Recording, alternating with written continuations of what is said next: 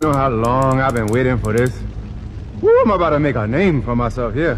Okay, so a guy called Konstantin Kizin. He's not from the UK, but he's going to talk about immigration problems in the UK. He's going to touch on a lot of valid points, and this is just to be an open discussion, not looking to get shot down, as an express an opinion and reveal untruths.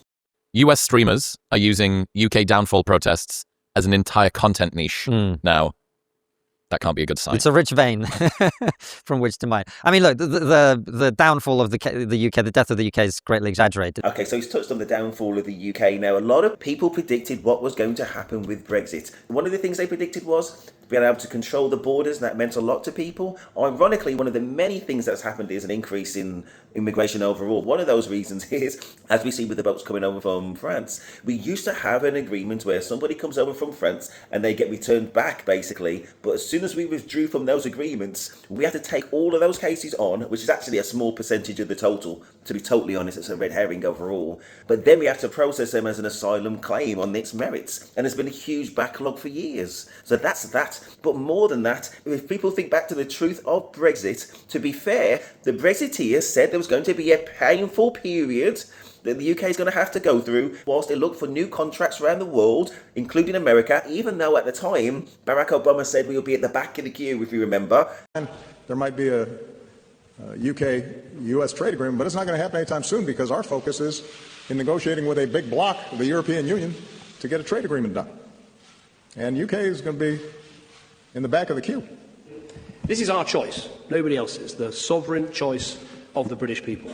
That was conveniently forgotten, but there will be trade with the rest of the world. Now, the fact that our economy is more aligned to Europe, primarily, and also the United States, didn't factor into things. So what we signed up for was a struggle to find markets internationally that never happened. And even if we did find these relatively tiny markets, it's never going to sustain a country which is the sixth biggest country in the world. It was never going to happen, and it didn't happen. So we volunteered to have trade barriers with our economic partners in Europe, and we were less valuable to America. So America could influence Europe through us as the UK, through our historical relationship, for whatever that was worth, whilst we were in Europe. But as soon as we were out of Europe, we were surplus to requirements. It was just there to be battered around and dictated to, as has always been the case. So America's interests are either to destabilise the entirety of Europe or have the UK in Europe in order to influence it. And none of those things have happened, so the UK's in a no man's land. But okay, so that is the context. But nothing will take away from the fact that the people that voted for Brexit voted for the hard times that we're experiencing now,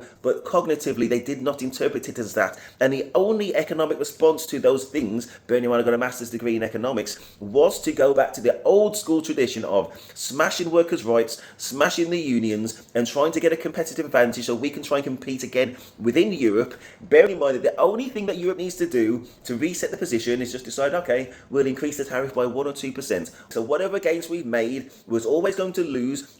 And now that we pay more in tariffs to our main trading partners in Europe and America, we have higher interest rates or a higher cost of living, we've got lower wages and lower workers' rights and increased inflation. Welcome to the world that we voted for in Brexit. But it is happening. And it's not downfall, actually, might well be the sign of a recovery, in the sense that you're starting to see people going on the street, they're being peaceful, which is really important, because the moment you're not peaceful, that will immediately get used to discredit the entire thing. And then you can see it changing the political consensus in real time. So a lot of the discussion is about illegal immigration, controversial term, because actually it turns out this is part of why we're where we are. Coming to this country without permission is not actually illegal. Okay, explain that to me. So if you come into the country and say, I'm an asylum seeker, I'd like asylum, you're not an illegal immigrant. That don't make no sense. Okay, so he's phrased it in a bizarre way, but he's absolutely right. So say if you go on holiday to another country and you haven't got a passport, you haven't got a visa, guess what? You're illegal. You're going to spend the day in the embassy and you're going to get turned back. Probably. Possibly. But if you are an asylum seeker, you are protected under the provisions of that law, which makes you legal, to be contrasted with illegal. Now, to be fair, in the UK, there's been a lot of misleading language used in order to label asylum seekers as illegal before their application has even been heard, which is a logical impossibility. So it's a very disingenuous conversation from the start. But to summarise, if somebody is claiming asylum under the legal framework and treaties that we have signed up for, guess what? It's legal. You're like a Cuban or a Venezuelan arriving at the American border or whatever. But I mean, in America, it is illegal, right? Oh. I think. I thought that when you got there, you just needed to Go on. With the point being, maybe it's also true in America. So until 2023, when the Conservatives tried to do something about it, if you came here and made an application or said you were an asylum seeker, irrespective of whether you had a case or not, you're not an illegal immigrant. So technically, there's no such thing as an illegal immigrant, right? Anyway, that's why I said the term's controversial. Of course. Of course. Of course. But he had to go too far. Of course, there's the concept of an illegal immigrant. People who come over here with absolutely no status in the UK are illegal. But it just so happens that people who are asylum seekers, that is their status in the UK. So you've got the illegals with no status in the UK, and you've got the legals with status in the UK. Really that simple, but disingenuously expressed. But anyway, the point being that part of the reason that's able to happen is something called the European Convention on Human Rights, which Britain actually helped to create immediately after World War II. And the entire consensus for decades was, well, we can't leave this, we can't reform it, it just is what it is and we can't change it. Suddenly when there's people on the streets, you get like people from across the political spectrum whose parties have been saying this entire time, you can't do anything about this, going, actually, we really need to leave the ECHR. So I don't know whether it is downfall. I actually see, as long as the movement remains peaceful, it actually is being quite impactful and constructive as things stand. Right, because downfall would suggest that this is the beginning of the end as opposed to the beginning of something better. Okay, so he made a valid point that the UK is part of the founders of the European Convention on Human Rights. But he also mentioned that there are people in politics saying that they can't do anything about it in terms of unilaterally changing it, but of course they can withdraw from it. So, yeah, of course. But why would one of the founders of that legislation, one of the richest countries in the world, not take a fair share of the world's asylum seekers? Isn't it the question of who is a legitimate asylum seeker? And if anything, you look at the framework of what makes something legitimate. Because if it is, then it's fair. But if it's unfair, and I think people talk about economic migrants, then why isn't the system filtering those out? And why do we assume that it's not filtering those out based on no information whatsoever? These are the questions that come to my mind anyway. Yeah, and none of us can predict the future, obviously, but if this pressure carries on, and as I say, if it can't be dismissed as a handful of violent thugs, which I don't believe it is, then what you will end up is actually having real impact on the political situation, and that's great. Surprise, motherfucker. Okay, so he says something about this movement not being full of violent thugs, and nobody's talking about a complete 100% of people. Of course, let's be sensible about it.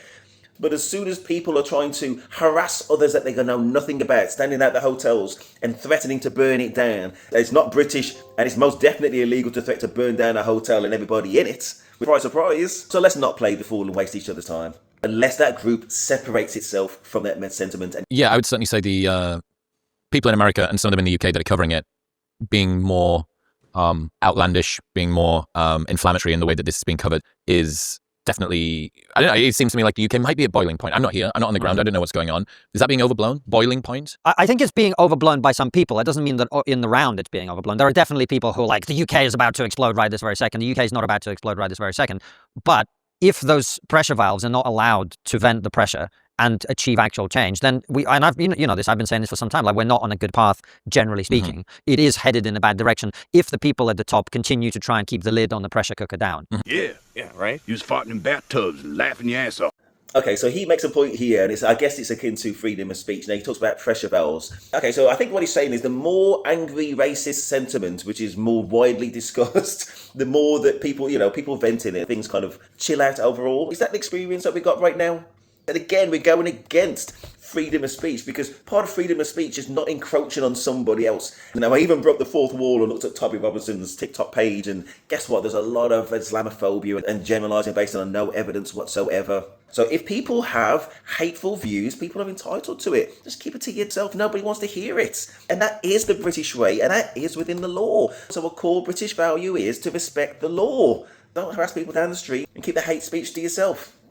100% British. Stamped.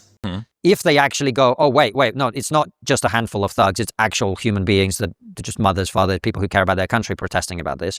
And then they convert that into action that results in the concerns that people have being addressed. And by the way, we should talk about what those concerns are, because they're pretty reasonable concerns. I mean, one of the things that happens, so I always give this example just because it puts this into numbers that are easy for people to digest. When I came to Britain, 1996, 55,000 people a year came into Britain legally. Legal immigration, like just people applying for a visa coming here. The understood version of the word legal. Right. Yes. If you apply for a visa, you get permission, you come Formal process. You come through a port of entry, they go, welcome in. Right. That was 55,000 people a year. That's the number of people, broadly speaking, that come to Britain illegally every year now. And what happens when they get here is they get put in a hotel or in a house, and the taxpayer has to fund all of that. And of course, it's a statement of the bleeding obvious that these are by definition, like, if you think about it, just zoom out a little bit. Like, why do you have an immigration system? What's the point of having a system that controls immigration? What's the point of having a border? To keep people out? It's to, like the door in your house, it's to keep people out that you don't want in your house and to allow people to come in that you do want in your house. Mm-hmm. So by definition, it's about excluding some people. Now, if someone is breaking through a window into your house, are they likely to be the sort of people that you want in your country? Probably not. And what happens as well is, for years now, the government refused to release the data on crime committed by people that are coming from certain parts of the world. We now have that data, and now we know why it is that they didn't want to release it. Why? Because people are not the same. Not all cultures are the same. And if you have people who come from areas of the world where women are considered something akin to cattle, then when you have lots of those people coming to your country, they don't treat women very well. I know it's a shocker, but they might commit sexual assault at a very different rate. Does that mean that there is maybe a crime blast radius around some of the places that these people are being housed? I don't know that I have the data to say that exactly. Gotcha, bitch!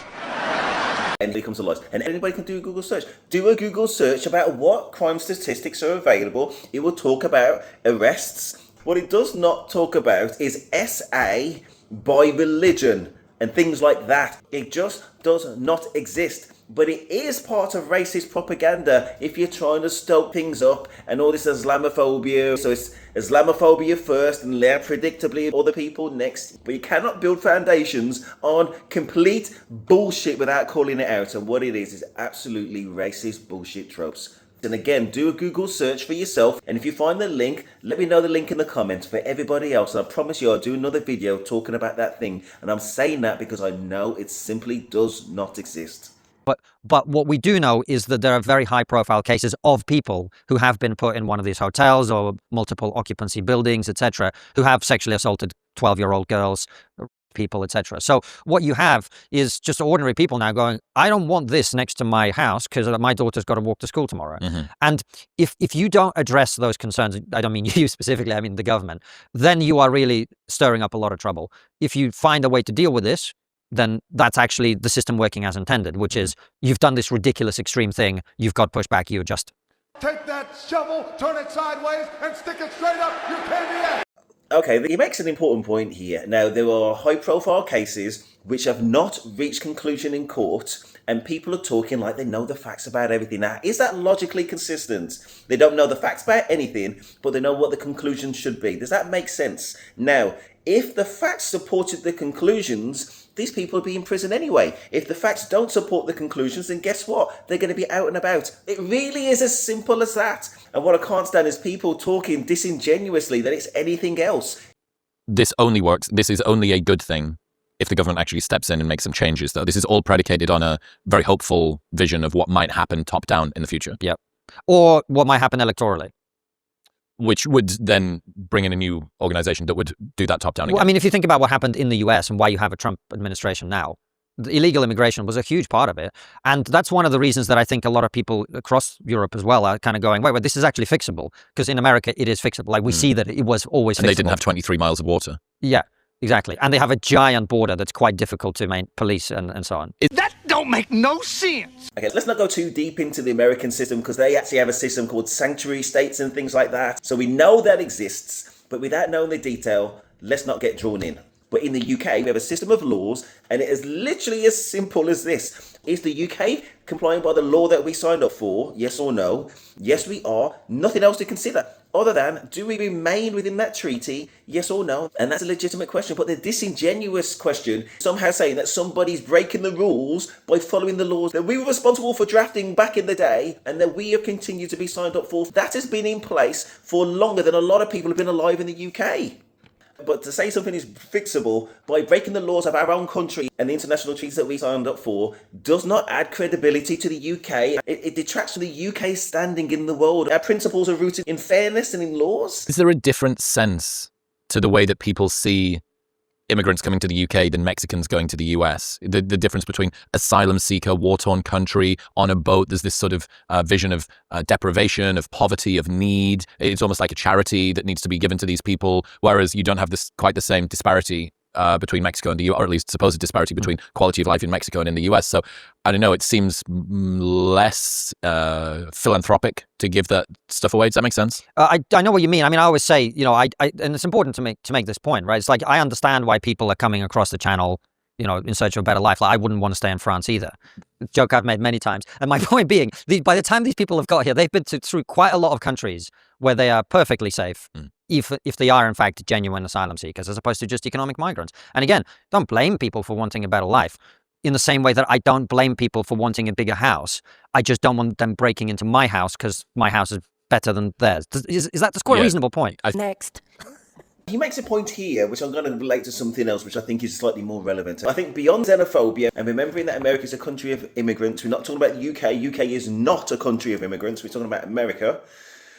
I think the main problem and the main obstacles that people face is some element of integration in terms of just speaking the language, for goodness sake, but also about a class etiquette. And I know you don't necessarily have class in the States, but somebody who can present themselves well, be non-threatening, non-dangerous, non-lazy, hard-working, who cracks on in any country, then you're probably going to have been considered to integrate. Now, ironically, if we bring that back to the UK, that's not the discussion of what we're hearing. We're hearing about people who want handouts, and that may be handouts in terms of money, that may be handouts in terms of opportunities, and they're not necessarily the best. Handouts in terms of housing, they're looking on people endlessly because of the items that they've got.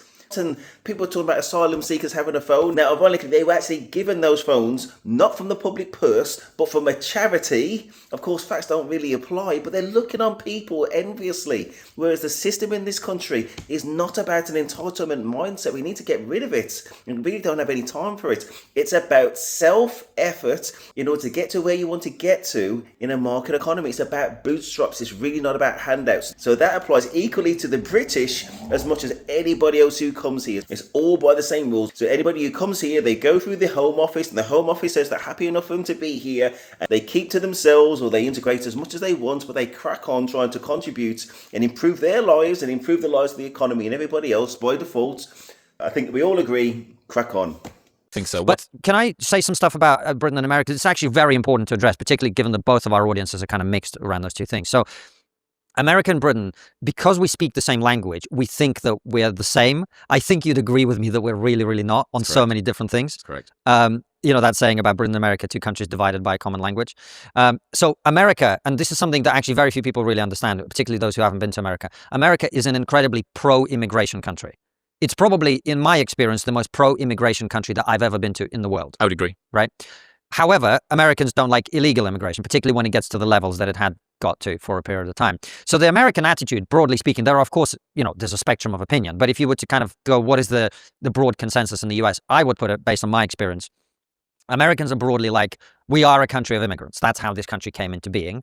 And as long as you want to come here and buy into the American dream, respect the flag, respect the Constitution, respect the way of doing things, contribute, set up your own business, do whatever, then that's great. And I know that I'm sure you've experienced this. Like, I remember there was a point, like, people were saying to us, oh, you guys should move to America. And we were kind of thinking about it. And anyone that I ever mentioned the possibility of that who was American, they were like, we'd love to have you. Mm-hmm. And they didn't mean me or Francis. They just meant people like you, people who are going to come here with their own thing and contribute. Right?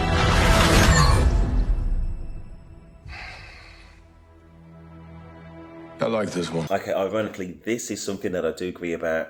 The numbers of immigration is just unsustainable, and it's absolutely huge, and it needs to be controlled. I think there's room for some sensible debate in that, but we need to strip away all the disingenuous conversation. And one of those is all about the boats. Now, the boats are a tiny fraction of that total, and every single one of those is more likely than not to end up legal just because of the treaties that we signed up for until we know the outcome of their application, and they'll be dealt with accordingly. But aside from that red herring, what we need to have is a sensible conversation about all forms of immigration, including legal immigration, and think about what we can sensibly do to limit it. Whether that's a points-based system and the other things that have been vaunted, then fair enough.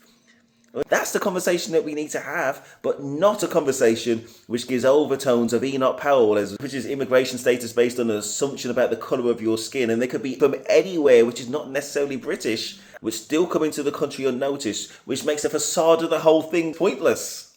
Right. Britain is not a nation of immigrants. it has never been a nation of immigrants. I wrote a whole article, and there's a video on our channel if people want to watch it, basically breaking down immigration to this country. And until basically the 2000s, the number of people coming to Britain and the number of foreign-born people in Britain was negligible. It was 1%, 2%, 3% total of the population. And then what you had under the Blair government was so much immigration in about in a short period of time, around a decade, that in that decade more people came than had come in the entire history of this country in like 1,000 years. I didn't know that. Okay. More people came under the Blair government that had come since the Battle of Hastings in 1066. Right now, if you think about what that represents, like people go, well, the people who are concerned about levels of immigration, they are extreme. And you go, well, no. You did this extreme thing. You brought more people in 10 years than you had in 1,000 years. And then you were surprised that has been noticed. That's been noticed, and that not everybody's happy about it.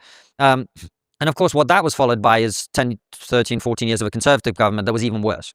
He makes a point here, which I'm going to relate to something else, which I think is slightly more relevant. Okay, so I think beyond xenophobia and remembering that America is a country of immigrants, we're not talking about the UK. UK is not a country of immigrants. We're talking about America. I think the main problem and the main obstacles that people face is some element of integration in terms of just speaking the language, for goodness sakes, but also about a class etiquette. And I know you don't necessarily have class necessarily in the States, but somebody who can present themselves well, be non-threatening, non-dangerous, non-lazy, hard-working, who cracks on in any country, then you're probably going to have been considered to integrate. Now, ironically, if we bring that back to the UK, that is not the discussion of what we hear. We hear about people who want handouts, and that may be handouts in terms of money, that may be handouts in terms of opportunities, and they're not necessarily being the best. That may be handouts in terms of housing. Talking about looking on people endlessly because of the items that they've got, and people were talking about asylum seekers having a phone. Now, ironically, they were actually given those phones not from the public purse, but from a charity. Of course, facts don't really apply, but they're looking on people enviously. Whereas the system in this country is not about an entitlement mindset. We need to get rid of it. We really don't have any time for it. It's about self-effort to get to where you want to get to in a market economy. It's about bootstraps. It's really not about handouts. So that applies equally to the British as much as anybody else who comes here. It's all by the same rules. So anybody who comes here, they go through the Home Office, and the Home Office says they're happy enough for them to be here, and they come on, they keep to themselves, or they integrate as much as they want, but they crack on trying to contribute and improve their lives and improve the lives of the economy, and everybody else, by default, crack on. And look, like when we had a large wave of Polish people come in the 2000s, it was disruptive to people's wages, particularly in the kind of the sparkies, the builders, etc. But broadly speaking, it was not disruptive to the cultural fabric of this country because they had a similar religion, similar values, etc. When you have people come from very disparate cultures, that becomes much more difficult to digest. And when the numbers are such, it's just impossible to assimilate people that quickly. So where you are now is, as I said when we started this bit, we now have same numbers of illegal immigrants coming as we did legal immigrants within my lifetime. That's crazy. And so when people are pushing back against that, they've got legitimate concerns that have to be addressed. And if they're not, you will see a political revolution inevitably. And I hope it's a political revolution, because if you keep storing these frustrations up, it could spill out into worse things, which none of us want. I've heard you say the most important thing is to not allow immigration to become a moral issue. Yeah. Why? Because it's a practical issue. It's a practical issue. Of course, we would want to provide refuge to people who are genuinely fleeing persecution, but that has to be on the terms that the people of this country have voted for, because we live in a democracy, right? So in the same way that you decide who comes into your house, you might well say, there's someone fleeing persecution by the Chinese Communist Party in Hong Kong, or there's someone fleeing war in Ukraine, or there's someone fleeing war in Sudan, or wherever. And you go, I'll actually, house a family in my home while they get on their feet, right? But I don't think there's a single person in the world who would appreciate just tens of thousands of people coming and breaking into their house without their permission, no matter how destitute they were, actually. Right? So it's about balancing the interests of British people, French people, American people, whatever, with other concerns. And if you just take it as a moral issue, you cease to be pragmatic and practical about it, which is how you get to where we've got to, and then reality strikes back. And my favorite Thomas Sowell quote is, "You can ignore reality, you can't ignore the consequences of ignoring reality." And that's where we are. Of course. Of course. Of course. Here, I think he's either intentionally or unintentionally confusing two different things. So in this country, we have a system of elected representatives, and they are exactly that. So we are not experts on all areas, and neither is a politician, but there are committees and there are laws made by people who are experts in given areas. Now, some of this will relate to asylum law and the European Court of Human Rights that we signed up to. Now, particularly in relation to economic migrants, I'm pretty sure that nobody's going to be granted asylum by taking the economic asylum route. So unless we've got evidence to the contrary that the Home Office are just waving people through as economic migrants, which is obviously never going to happen because it's so ludicrous we know it's not the case, then let's just stop that conversation there and just say they've gone through a process set by the Home Office. Now we know the Home Office are not the best buddy for some asylum seeker stranger that's trying to come into the country. So if that person presents enough evidence above a given threshold, then they're likely to be successful. And if it's below the threshold, then they're not going to be successful. And this is the process that we've already got in this country. And it's disingenuous to pretend that this is not the system that we already have. Now, in terms of voting for change, if we pressure our MPs to say, well, actually, we're not quite happy with things, and we either need to change the treaties that we signed up for, the international laws, absolutely fair enough. And then they go down that route and they listen to their constituents and make that change, or they don't listen to their constituents and they get voted out. That's a system in the UK. It's absolutely fair. Democracy in progress. How does that apply to this situation? Well, the reality is you cannot have these levels of immigration without creating very serious problems. So you can have your head in the sand about it and go, anyone who cares about this is a racist, blah, blah, blah. But eventually the consequences start to bear fruit. And then you end up in a position where you get protests just by ordinary people outside of every migrant hotel in the country. Beyond the obvious, why are people not staying in France? Why are they coming to the UK? I'm interested in the difference between asylum seeker and economic migrant. Well, the difference, an asylum seeker is someone who's, look, I'm not a lawyer, but basically the broad picture is someone who is fleeing persecution. They're going to get killed, they're going to get tortured, etc. They're going to, because they are, of the wrong religion in their country, or they're gay, or they're fearing political persecution, whatever. An economic migrant is someone who isn't being persecuted, but that lives in what some controversial people might describe as a shithole country, right? And they don't want to live in a shithole country, and I don't blame them. I don't blame them. But that does not mean that they get to circumvent the rules that we've instituted for our country. Of course. Right, I think what he's talking about, there's effectively a loophole where there are economic migrants and not legit asylum seekers.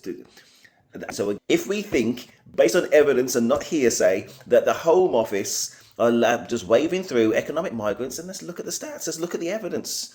But not hearsay eyeballing somebody and just making assumptions, because that's something else. But if we accept the reality that we don't have a clue about the evidence of what the Home Office used to assess anybody for data protection and a million other reasons, then the conversation's about something else. Maybe it's about withdrawing from the treaty altogether, which has its own ethical standpoints about what is Britishness and the concept of fairness. Remembering that we helped create this thing back in the day, about true Christian values and true ethical values, about what kind of society that we are. And it's not about who shouts loudest, it's about the majority. And the majority vote people in, so fair enough. If everybody votes in reform and they got this as part of their agenda, then I guess that's the way we're going to go. And it's shameful and disappointing. We're leaving people to be in persecution and to die and be tortured. Is that really what we're about? And if we go the other way, and I would definitely go the other way, then hopefully the genuine asylum seekers will still have a home, whether it's in the UK, but somewhere else where they can be safe and live a life and prosper. Mm-hmm. Right. And until you get the perfect communist utopia globalized across the world where every country is the same, those pressures will be there. And the main thing that's actually happened in the last 100 years, and the reason that mass immigration has become the issue that it has, isn't actually anything to do with the rules that we have about it, or global inequality, or the poverty of the global south, or any of this other bullshit. It's technology. Travel has become much easier. It's much easier, it's much safer, it's much more comfortable to travel across the world. So these mass waves of people seeking a better life, like if you think about the way that the modern world around the globe has been created, waves of immigration from Europe into Australia, into New Zealand, into South America, into North America, those were very, very dangerous. Many, many people died on the journey. Many people died when they got there. It's not the case anymore. You can get there much quicker, much cheaper, much safer. And so you get these massive pressures. You have to update the way that you do things. Otherwise, the whole system becomes overwhelmed. And people are going to be very angry about it. Again, I just want to make a point that I actually agree that the numbers are too high. I'm just looking at the aggregate figures. Way too high. Way too high. And something needs to be done about it. The main thing that I'm advocating for is that we respect the laws that we signed up for and either go about changing that treaty or withdrawing from it and creating our own rules about the asylum problem. I'm not saying that we just say nobody's coming in and they can be left in a very vulnerable situation in their home country. That's not what I'm saying. And even if we did have that, then we got the conversation that whilst we're outside of Europe, people come over on the boats. It's pointless sending the military to intercept a dinghy because we're never going to fire on it and drown people in the ocean. Completely pointless, but actually very expensive at the same time. We can't just pick people up who make their way to the UK from France and then just dump them in France. So we need to have a sensible conversation about what is possible, what is ethical, and what is practical. Why the UK? What is it about the UK specifically that is so attractive? I don't know how comparatively attractive we are. I know that in France, for example, and Germany, many other European countries also have these issues. Mm-hmm. I want to jump in very quickly. I think there's almost an inference that everybody just touches France and makes their way to the UK, but that is obviously not the case. Some asylum seekers come through France and they stay in France en masse, and others will have enough money to make that short trip across the channel into the UK, and that could be for a million reasons. But they say the main point is we're not picking up every single asylum seeker or the majority of asylum seekers that touch France. That would be incorrect. You know if they're at the rates that the UK's got? I don't know what the comparative rate would be. But the thing is that Germany has this, they've got some guilt for understandable reasons. But still repaying that debt, reparations. I mean, if you actually speak to a lot of Germans, I don't know if it's the case with the generation below ours, but our generation, they're still infused with World War II guilt for understandable reasons, right?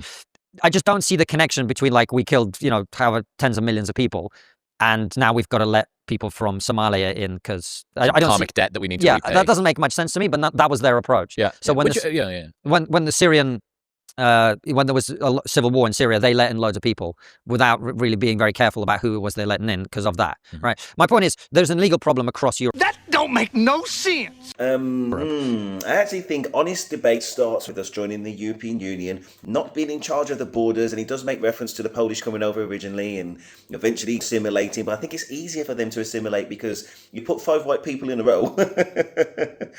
Try guessing where they come from. I'll challenge you. It's just very, very hard. Obviously, and jokes aside, it's more obvious if somebody's emigrated from somewhere like Somalia.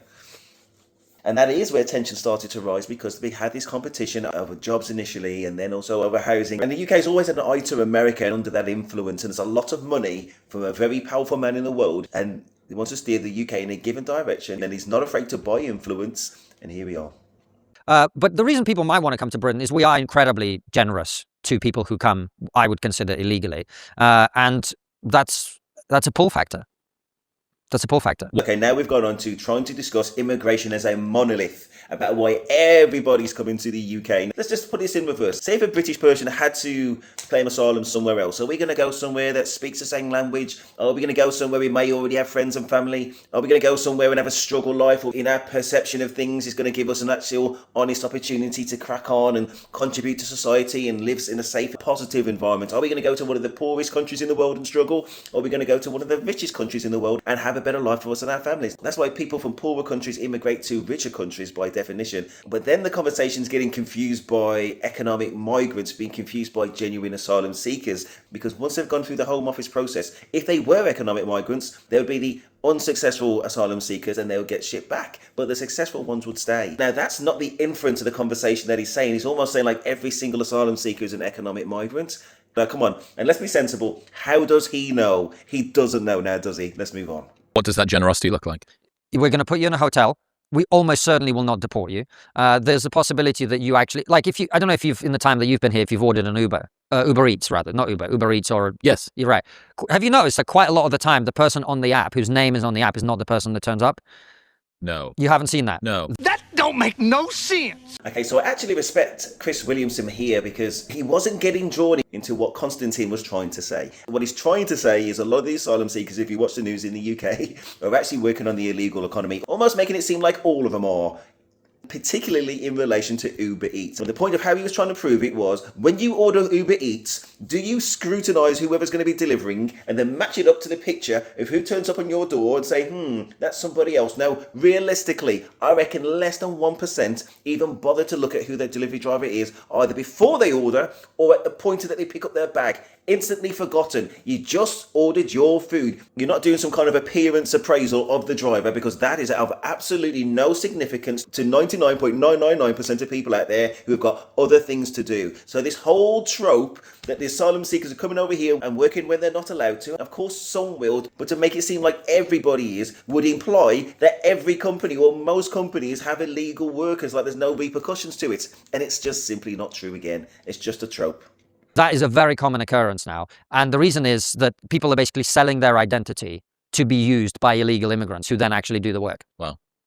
So there's a possibility you will effectively disappear into the black economy and you'll basically be allowed to stay here, to the point where even if you commit crimes, you probably won't get deported. That don't make no sense. Okay, and he's gone too far again now. He said, even at the point that people commit crimes, they won't be deported, and it's simply not true. I've worked on the front lines of housing for over a decade, and there's plenty of people that get deported, but especially now, people with leave to remain who commit crimes, they are getting detained and they are getting deported. Am I saying that every single one? Well, it depends on the offence.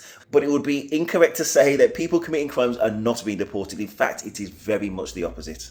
And we will look after you. We will make sure that, like, if you go to Somalia as an illegal immigrant, the Somalian government is not going to make sure you stay alive. If you come to Britain as a Somalian illegal immigrant, we will make sure you have somewhere to live, food to eat, you're broadly speaking comfortable, and like I say, you probably won't be deported. So if you get here, you've made it, so to speak. Right? That's the pull factor. What? Gotcha, bitch. Sorry to keep stopping, but he accidentally reconfirms the whole point behind asylum. So for whatever reason, he was highlighting that the government of Somalia will not respect their human rights, which would be in itself a justification for those individuals who are most at risk to claim asylum elsewhere. But that's not how he sees it. That's not how he intentionally presented it. But he actually put forward evidence about the need for asylum, and in particular for Somalis, for whatever reason. What's happening with the phone contracts thing? Is that true? I don't know the details of that. There's a lot of debate about this, about whether it's actually happening. Some of them have been given phones, some haven't. I don't know the details of that. Right, that's interesting. One thing I did notice in New York, I spent the last month in New York, and I don't think that there was a single English-speaking Uber Eats delivery person. Right. I also noticed when I was here last year that a lot of the Uber Eats guys, and just a lot of people in general on 50cc mopeds, had learner plates on. I get the sense that that's something to do with you don't need to register for a license if you've got the learner plate on, because any 16-year-old that was, I'm learning to drive on there. Is that some fugazi that's happening? I don't know the exact legal details, but that is basically, it's something like that, whereby if you make an application, but you don't actually get it's a way of driving without having. Seems to be some fuckery. Or one of the e-bikes that doesn't require any sort of a license at all. Nothing needs to be registered. So again, I know it's not on the same scale you were talking about before, but technology enabling travel, also unlocking some opportunities for people to stay. Of course. I wasn't going to say anything about this, but the way that Chris Williamson sighed just made me laugh. One of the first statistical rules that you learn is that correlation does not mean causation. So if it's easier for people to ride bikes and apply for given things with a 50cc motorbike, does not necessarily mean that every single one of them is an asylum seeker working for Uber Eats. The only way to establish that would be to report those people to the appropriate authorities that conduct an investigation, and if that turns out to be true, then guess what? They get penalised and they go through a path. But until you know, you don't know. It's just somebody on a bike, for goodness sake. And to raise it almost like it's a factual definition of something is very much disingenuous. But you hear it so often that it just needs to be called out for the bullshit that it is. Bullshit. It's a guess and it's a pure correlation and it's to be ignored. And one of the interesting things, I don't know if Eric Weinstein has ever said this on your show, but he made a very good point. We were just having a conversation over dinner the other day, which is, a lot of the time we're told that, like, well, we've got to import the slave class, basically people who are going to work for peanuts, because otherwise no one's going to do these jobs. We've got labor shortages, right? And he went, you can't have a labor shortage in a market economy. It's not possible. How so? The way the market works is if there's a shortage of something, what happens? The price of that thing goes up until there's a sufficient supply of that thing. Not demand. Well, demand comes back down and supply goes back up, right? So if the way he illustrated this point might be a bit extreme, but he said, at the right price, I will come to your house and lick your toilet clean with my own tongue, right? And there is a price point at which most people will do that. So the point being is this idea that we have to have all of these people who are effectively being used as slave labor come in to do these jobs. It's a way of effectively depriving British people of the opportunity to be well paid for doing that job. That don't don't make no sense. Okay, this is laughable. Now, I've got a master's degree in economics. Effectively, he's just said is in business, in order to get something done, whatever the price is, you can potentially find somebody to do that job. So say from his example, for somebody to lick your toilet, if that was going to cost 2 billion, would you do it? Well, I guess technically there's going to be somebody out there who will do it, but really what he's proving is that the price would be so high that it would never happen. And if you rewind that back to the point I think he was trying to make, that the existing British population can do the work, and even if you had to pay them a higher wage to do that job, you would do it. But that's not economics, and it's also not common sense. If we're getting economical, let's just say the supply curve of labour is relatively elastic.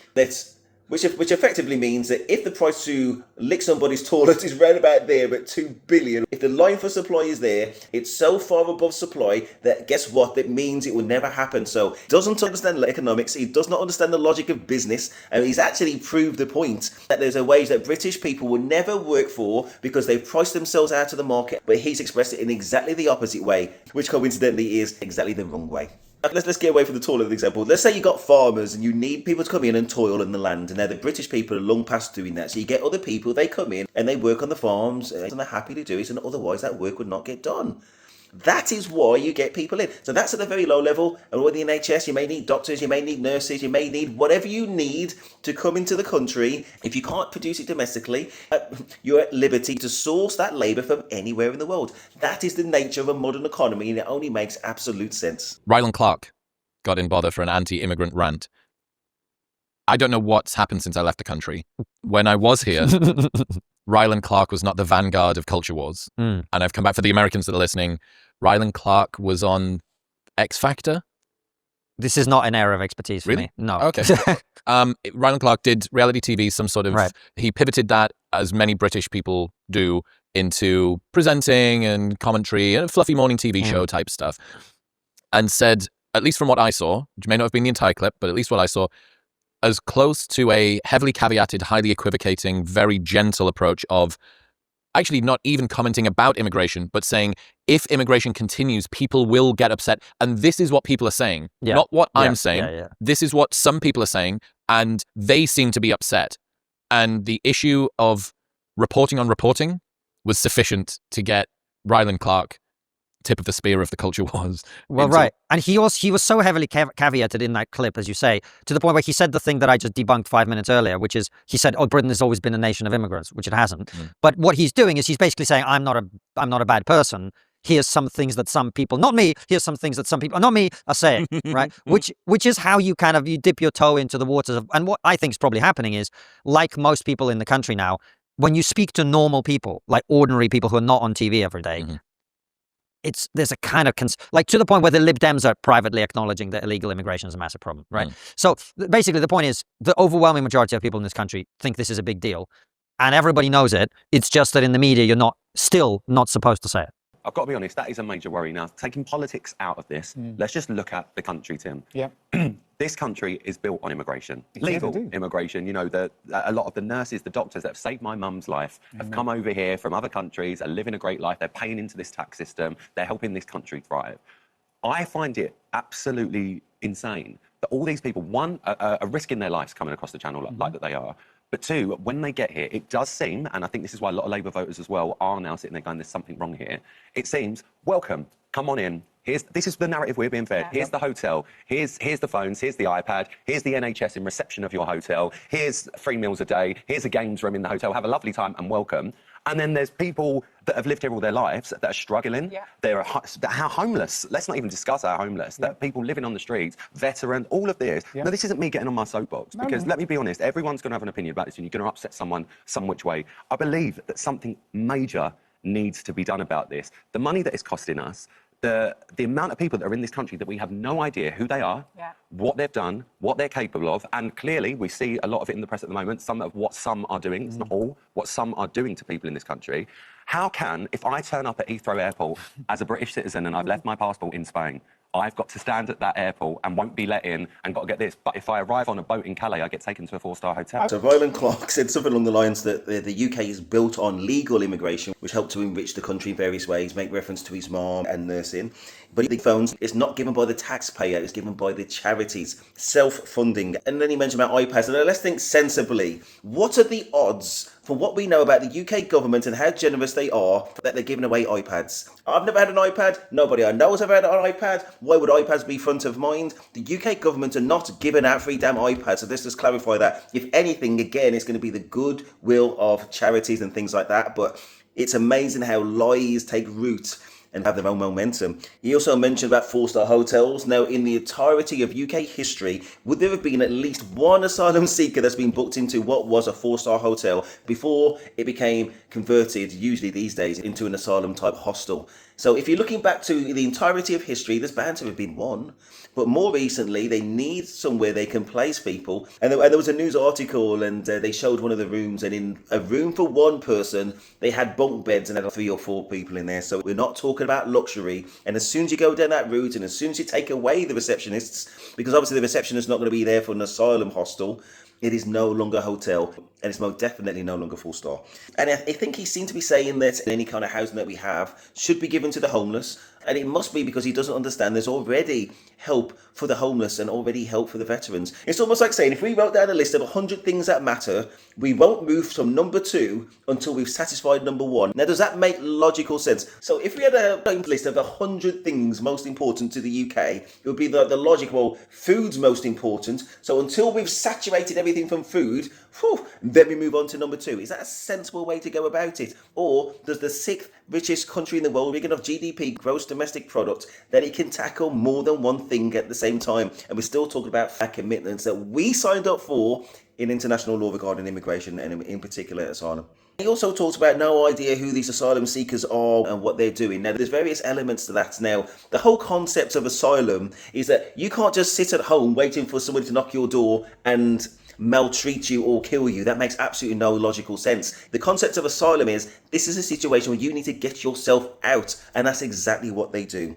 So you're not going to know what they've done, but in this country, people are innocent until proven guilty, and under the circumstances of a true asylum seeker trying to escape persecution, it only makes absolute sense. And it is, again, the international law, which we had a massive part in writing in the first place, and that we've signed up to. So if we didn't want to do it, we shouldn't have done it. And if we no longer want to be part of it, we have to be part of trying to change it or withdraw from it. And that's the only sensible conversation. In terms of what asylum seekers are doing, it's the same as anybody else. As I said, it's innocent until proven guilty. And of course, should evidence support it, then they should be locked up, depending on the severity. Simple as that. If it's very severe, they treat it severely. And if it's not severe, then not so much.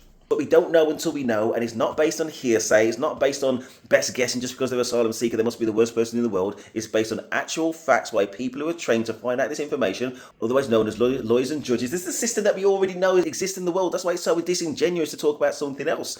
But here we go, this is what we got, let's move on. But one more thing, he also got confusion about, you can't go on holiday and expect to be put into a hotel by the host country. But of course, you wouldn't be going on holiday and claiming asylum, because that's 2 separate things. So if you're going on holiday, if you don't have a hotel, then you're sleeping rough. But if you went to another country with the intention of claiming asylum, then you would be treated as an asylum seeker and entitled to everything else which is stipulated under those laws. As simple as that. Yeah, and you've got to do the hand wringing and this weird land acknowledgement thing beforehand. Yeah. Well, it's interesting because if you did land, imagine if you did land acknowledgements in Britain, they'd look very different to it. Yeah, that's. I acknowledge that we stand here on indigenous land. Bigot.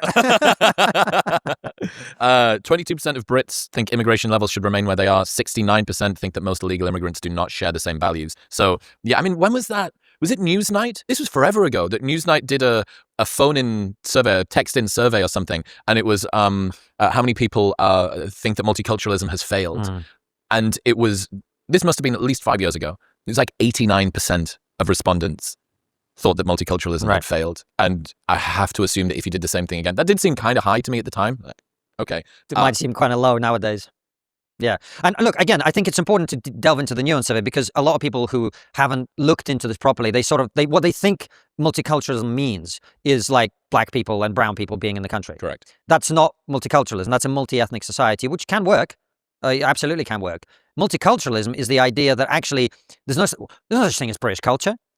There's no such thing as British identity. There's no such thing as British values. And what we really need to do is just bring people from all over the world and say, oh, you want to practice your religion, your culture, your this. That's great. Everybody live in their own ghetto, and we're all living this beautiful multicultural utopia, and diversity is our greatest strength. Mm-hmm. Diversity is not a strength. Why?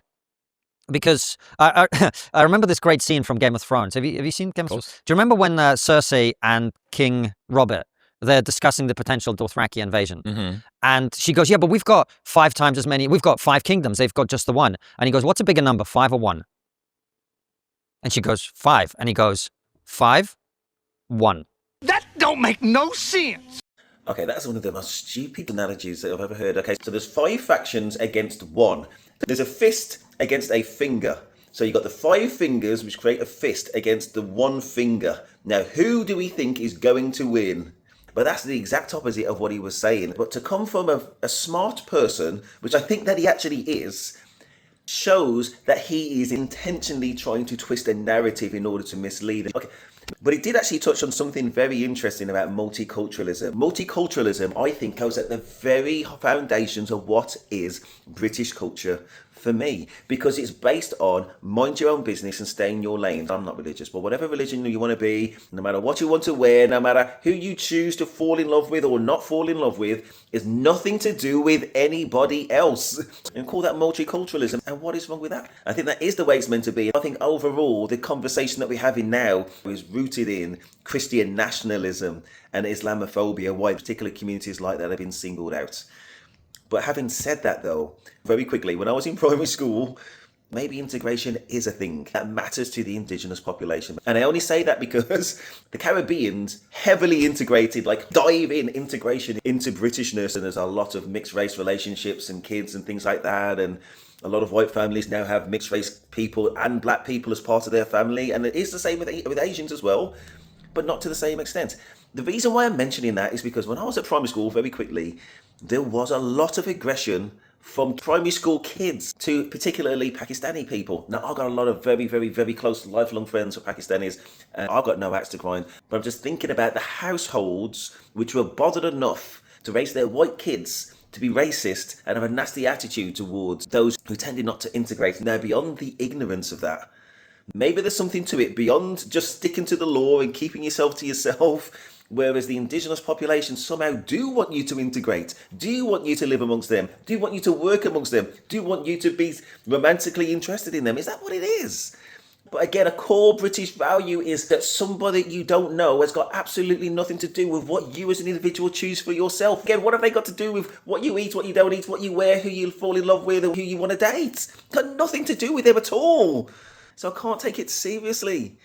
But I think the best way to overcome that prejudice maybe is to go all in and have a mixed set of friends.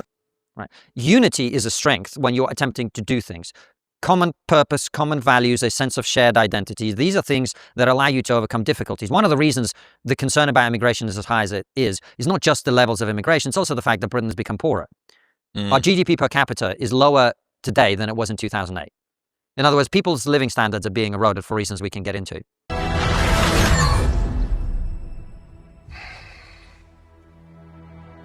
I like this one. I will only agree to the extent that I think people's relative affluence dictates pressures within the community. The more that people are struggling economically, the more they look for scapegoats. I think that is the truth. But the problem or the solution for that is not in diversity. It's about what are the economic drivers which has led us to this position. And can it be contrasted and identified with a particular point in time? Now, I believe that to be due to Brexit. We needed to attract more investment in our economy in order to generate jobs and affluence. And as soon as we were excluded from our main markets, all that investment went elsewhere. British businesses and foreign money had less interest investing in a isolated market than another market which has absolutely no barriers within the European Union.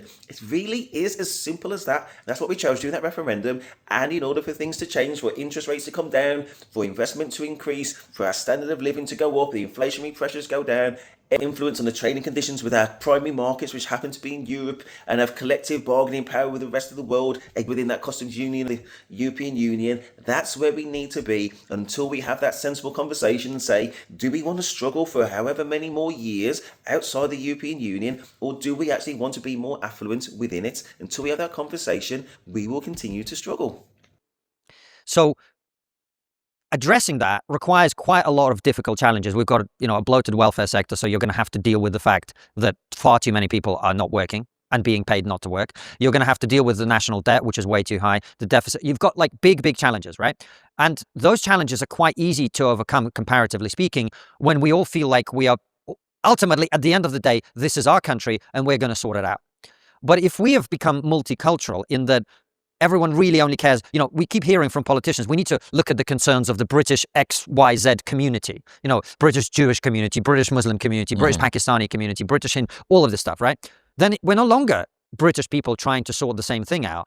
We're people who are looking out for our own community. Our own community is Britain. That's what we should be looking out for. That don't make no sense. He went a little bit of a zigzag path. So let's just say that you don't identify a problem and try and focus down on wherever that problem is or wherever you want to give support. Let's just say there's a particular problem with men. Let's say, imagine a problem with men, prostate cancer. And for whatever reason, instead of being focusing on the problems and tackling it for there and the challenges of that particular cohort, you also expanded it to women. Or there's a female-related problem, and instead of thinking about how best do we engage with this cohort, what are the main triggers that create the problems, instead of that, we're drawn into the semantics of, well, why not include men when it's a female problem, when it's been identified as something that we want to tackle. But really, we know what's going on here. If we're going to look for problems, if we're going to be disingenuous, then we'll find whatever motivation we want. And anybody who's from the UK knows none of these things were raised as an issue until the last few months. So what was happening before that then? It wasn't a problem until the agitators start piping up, but they need to be called out for their bullshit, in my point of view. So diversity can be a strength in one sense, which is when you bring in people of talent and drive and ambition from around the world, and they all buy into the values of that place and then pull together in one direction. That's a strength. Just bringing lots of people from around the world and then not integrating them and not encouraging them to become British, and also bringing people who are probably not easily integratable into our society. That's not a strength, that's a weakness. So that's a big part of the problem that we have, is multiculturalism is essentially an ideology of divisiveness and disparity instead of an ideology of cohesion and unity. And if you want to solve problems, like you've got a big team working on your show, we've got a team working on our show. Imagine you just had 15 people working for you who all had the exact opposite ideas to each other of what's right and wrong, what direction the show should be moving in, who should be presenting the show, etc., etc. That would never work. Yeah, right? You was farting in bathtubs and laughing your ass off. Okay, and he also downplayed the benefits of diversity. So you can either have a situation where you got 5 people in the room are all of the same mind, which you might as well only have 1 person in the room, they're all of the same mind and same point of view. Or you can have a diverse approach to any kind of problem, and there's benefits and there's challenges you might not have thought about. So you've either a better solution, so pick your poison. For me as a manager, I like people who will give me things in order to challenge my thinking processes. I get that from diversity, from ladies, from men, from younger, from older, from inside the team, from outside the team. If somebody's got something which gives me more rounded thoughts, that's what I want. I don't want yes men. I don't want everybody to be the same. And that's how I see best practice. The only thing I'm bothered about is that the vision of where we're trying to get to is maximised. And again, that is only through a range of thoughts, not just one single idea, in my point of view. So diversity is a strength in that you've got some variance of opinion. You don't have only one opinion about things, but there's a limit to everything. And we've gone way past that limit. So multi-ethnic society is fine. No one's got a problem with people with different skin colors per se. The problem is ideology and worldview. And those have to be aligned for people to be able to work together well. Take that shovel, turn it sideways, and stick it straight up your candy. Ooh, aligning worldview. Isn't it amazing how people who are more likely to talk about freedom of speech don't actually mean freedom of speech at all? They mean their speech should be free and they want to control somebody else. They want to control a stranger. Yeah, right. They're always the most sensitive people. But again, listen, what he said was easy to skip past and get drawn into the fact he's got a suit on and that he's on YouTube and there's quite a lot of views and there's Chris that you may well recognise. But he is problematic and he's full of shit. Be aware, please. Britain's core values at risk of disappearing? Is that a real concern? Well, what I would say is Britain's core values are actually kind of become quite impossible to define in public. So that to me seems like a problem. I keep every guest we have on Trigonometry, I'm like, what are British values? And I don't blame them because I'm not sitting here with like a coherent vision of what it means to be British. But one of those things, and it's interesting because this is what you asked about, is you talk about people's concern about illegal immigration, 69%, whatever, and they're not compatible with British values. Well, as you well know, one of the, I would say probably the core British value is a sense of fairness and orderliness, and which has manifested itself in the idea of queuing properly. Love a queue. Love a queue. Yep. And Britain, and this is it's like a hack joke that everybody does about Britain. British people love queuing, blah, blah, blah, blah, blah. But if you think about what queuing is fundamentally, queuing is civilization. Queuing is civilization. It's a process by which we go from the law of the jungle, who's got the sharpest elbows, who is going to get to the front of that line by being the biggest, strongest, roughest, most violent, etc. And it's a way of saying we're actually going to have a civilized society. We're going to do things in order. We're going to respect each other. We're going to be tolerant of each other. And by the way, in that process of spending time together, waiting collectively for something, we can all tart about how terrible it is. And through that, we actually bond and connect, and we kind of connect them with the people around us. So illegal immigration is fundamentally antithetical to what it means to be British, because it's about respecting the law and it's about fairness. As opposed to jumping the queue. As opposed to jumping queue. And I'll give you an example. My mother applied for a visa to come here 2 or 3 years ago to spend time with me and my family, right? And despite, I don't know, maybe there was something imperfect about her application. My mother's been to the UK dozens of times. She's got plenty of things to do back home. She's no intention of staying and working in the Uber Eats economy, I assure you, right? Her application was denied. And I'm having to spend quite a lot of time and money to get that sorted so that she can come. While at the same time, tens of thousands of people are getting on a boat in France and coming here illegally. I just don't think that's where the British people think the system should be at. Of course. Of course. Okay, that's quite interesting in itself. So very quickly, there's 2 things. Number 1, he proved that the immigration system is working. There's something imperfect at his mum's application, and she was denied access. Tick. The other thing he said was something about queuing and something about civilization, but really what he means beyond queuing is respecting the law is a core British value, and I could not agree more, but he just didn't articulate it. Anybody that comes here and respects the law, keeps themselves to themselves, cracks on and improves themselves and doesn't impinge on anybody else, that is core British values. Anything else which comes under the bracket of loopholes are tasks for the government to fill. And if it's a long-standing loophole, maybe it's incentives to work and things like that, or whatever it happens to be, then why haven't they figured it out yet? Then maybe they need a little bit more motivation in order to secure public finances and make sure that everybody's working towards the same goal of the betterment of themselves and therefore the country in general. But I think this gentleman here, Constantine, is dead set on division, and that's front of mind, that's back of mind, that's his inner intent, and he will twist whatever narrative in order to try and divide and twist things in order to distort the truth beyond all recognition. How does being an immigrant shape your views on immigration? I just think I don't have the political correctness BS approach to it, so I can be honest and say I think some immigration's good if it's carefully selective, and if we're bringing people who have the potential to contribute. Mm-hmm. So I'm just not constrained by this, because no one can accuse me of hating immigrants, right? So That don't make no sense. So then I don't have to deal with that before I say my actual opinion. It's a very slippery argument because it goes from you're exclusionary, you don't know what you've got, you've never needed to go through this, to you've pulled the ladder up after you. Yeah. It just continues to sort of move down the predictable stack. Yeah, but the other thing about it is that every immigrant will tell you, some of them will tell you this in private rather than in public, but I know the Russian society, there's some amazing people in Russia and in Ukraine and all of Eastern Europe, talented, creative, driven, ambitious, really, really resilient in ways that are hard for people actually in the West to even comprehend. Really brilliant people. But there are also some awful people in Russia. Now, if we are going to allow people to come from that country or any other country, which of those groups of people do we want, right? We'd all acknowledge that every country has within it the types of people that you'd want more of and the types of people you might want less of if you wanted a cohesive, dynamic society. So I can say, without being called a bigot, I do not want the dregs of Russia's society or the dregs of Ukrainian society or the dregs of Armenian society or the dregs of the Pakistani society in our country. But I do want some of the best people who might want to come from all of those countries to come here and contribute. Okay, so what I think he's saying is he acknowledges that he himself is an immigrant. But I think in his mind, he's one of the good ones in that he feels that he's got something to contribute. We've got no idea what he's got to contribute, but he feels that he does. And in that way, he feels justified. Then he goes on to try and separate himself from other immigrants, saying that he's not the bad one, but we want to keep away from the bad ones, the undefined bad. And this is why it's problematic. The undefined bad is all immigrants. So that includes him. But to be honest, I do think that he's missing the point. I am born of this country, but I think the thing that all countries understand and everybody agrees, there is a level of immigration which is too much. And I actually agree that we are already there. And it's not by just doing an eyeball test, it's by looking at the numbers. And I think it's not in any way racist for the indigenous people to be worried about incredibly high numbers of immigration. And again, that's where we're at. So everything else that he's saying about this and that with immigration is actually a red herring. We're not only looking for doctors and entrepreneurs. Yes, we need those, but we also do need people to work in the farms, people to work in the hospitals. We need people to fill the job gap. So yes, we should be more selective about who we bring in. Correct.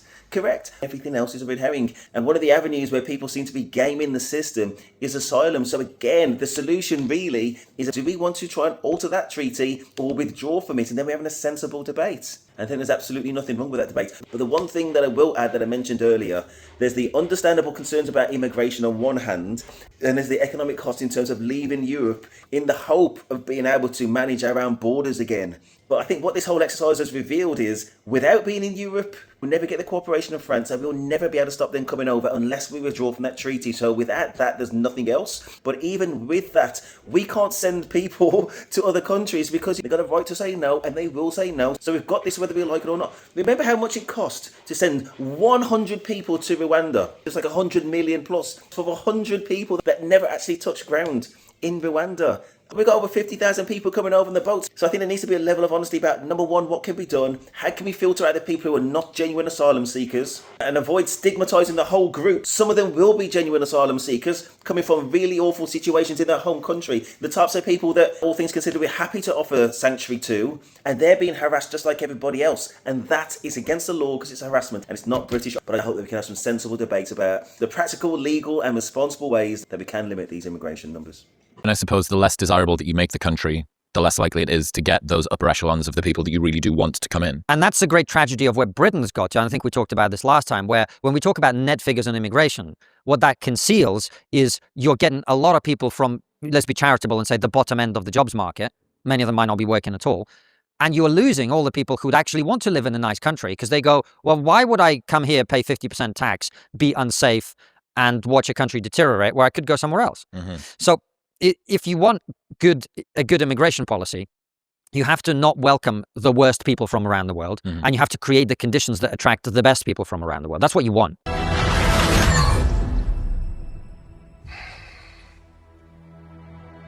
I like this one. Okay, so he's absolutely right. I mean, that's got nothing to do with asylum. Asylum is a situation where you're at risk of death and persecution, so therefore, there's no waiting around. You need to get out, obviously. But now he's talking about more kind of generic issues, even though in his mind, those genuine asylum seekers are part of the problem. So he's not coming from, some say, a Christian or equitable or kind heart perspective on people, again, at risk of death and persecution and things like that. That's not where he's coming from. So we take that for what it is and we compare it to what is, I think, British values. Remember that we were amongst the primary people that wrote the Convention on Human Rights.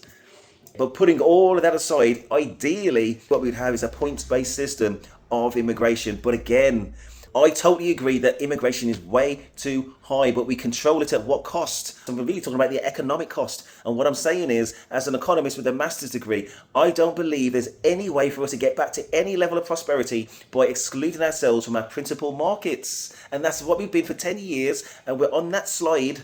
And it's not going to stop. We're going to keep the high interest rates and high inflation and low investment until we change our minds. So these are the stakes. And the red herring conversation that he's kind of raising and the whole thing about this illegal immigrants. Again, let's withdraw from that treaty. Then let's crack on with what we're really bothered about in terms of economic prosperity. And right now, when you've got one option, it's the easy option, and that has to be in Europe. And we have to push, as part of some kind of rejoin package, that we have more control on our borders. Now, I don't think it's going to happen because free movement is one of those fundamentals, but we need to start that conversation as a minimum, in my point of view, if prosperity is one of our main goals, which it obviously is. It's kind of a morphing argument, you know, the economic implications for supporting people, the cultural absorption and integration of them, the concerns that British people have for their quality of life outside of that, this brain drain thing that's happening, what does this mean overall in terms of trajectory? And at each one of these points, there is 5 or 10 accusations of bigotry that can be thrown at you, which you need to sort of wipe off all of the slime and go, okay, it's not that, and it's not that, and it's not that. I'm actually trying to say something which hopefully real people would actually be really, really concerned about. And then again, not to use Rylan Clark as, you know, the light bringer of all of this sort of issues, you can say the most milquetoast thing in the world and still get castigated and destroyed for it. I also think, though, that is a very kind of what we call Westminster bubble type of thing. Like, this argument does not wash even remotely in the majority. People in Newcastle are too concerned about Rylan Clark. I think we've got to the point now where you just, like I said, that lid is not going to go back on the pressure cooker unless you really try and force it, in which case you're going to get serious disorder in the streets. I hear what Chris is trying to say, but you've got to keep at the forefront of your mind how much misinformation is in his video. I covered the first 30 minutes not realising how much bullshit was going to be within it. And it's full of bullshit. So his perspective is from a messed up lens. But essentially, in my point of view, it boils down to the indigenous people of the country have a right to say, you know what, this is too much immigration, we want to control our borders, and we want to protect Englishness and culture, resources, and everything else. That is fair enough. Every country feels the same, and there's no shame in it. It's not racist at all. It's 100% normal. But at the same time, remembering again that we wrote the Convention on Human Rights. We're not anti-asylum, we just want the legitimate ones, so maybe we just need to look at the criteria again to make sure we're screening out the economic migrants. Or maybe there needs to be a statement from the Home Office that they've already screened out the economic migrants so that we can move on with the discussion, and then we need to make a decision about, are we willing to throw under the bus people who are genuinely fleeing persecution? Are those British values that we want to be proud of, and does that represent us as a country? And I genuinely don't believe that it does. It's about screening out the bogus applications and reassuring the public that's what's happening. And I think for most people that is a priority. Listen, this is only the first 26 minutes of a 2-hour interview. I didn't know how often I was going to have to jump in and fact check. I've had to double the video length, and that just shows about how much misinformation is out there, successfully steering otherwise good people to the wrong conclusion. But all I ask, please, think about the good person that you were yesterday and the negative person that they're trying to make us become today and going forwards, and just say no. And just before I go, that is much more easily said than done, just because the sheer volume of information is just relentless. So you got to stick with it. We know we want the best for ourselves and our loved ones and our neighbours and the country in general, and that is not in division. So whoever's trying to lead you to divide and have a holier than thou approach that somehow our lives are perfect and everybody else is trying to bring us down, see it for what it is. It's always been bullshit. It's still bullshit. Let's pass good vibes forward. That is Steve, and I am out.